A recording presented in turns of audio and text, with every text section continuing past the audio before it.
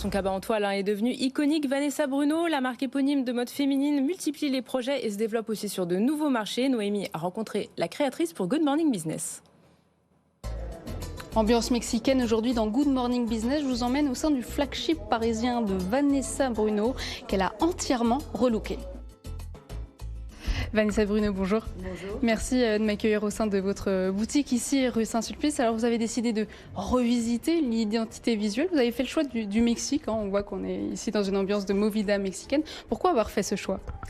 Tout d'abord, chaque été, je fais une nouvelle destination. Donc, j'amène finalement la cliente à rêver vers une nouvelle destination. Donc, il faut raconter une histoire. Et cette fois-ci, c'était autour de Mexico City. Je visitais cette ville, j'en suis tombée amoureuse. Et donc, je me suis dit, recréons finalement l'univers du Mexique. Donc, j'ai créé une capsule, un vestiaire autour de très belles robes, mais aussi autour de t-shirts, de pantalons larges, de grandes blouses. Et avec ça, j'ai créé aussi des accessoires qui vont avec.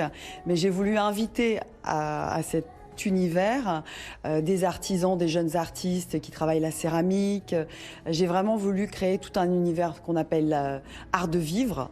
Et aussi, j'ai fait référence à des couleurs qui vibrent au Mexique, des couleurs fortes comme les fuchsias qu'on retrouve chez l'architecte Luis Barragan. Donc voilà, c'est un peu une plongée dans cet univers.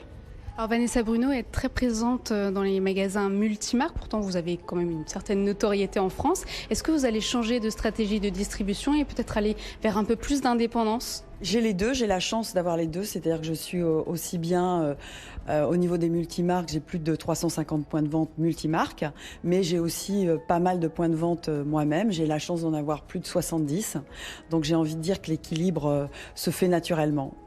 Alors la marque est peu présente à l'international, vous êtes présente en Corée et au Japon et vous allez bientôt ouvrir un magasin en juillet à Shanghai.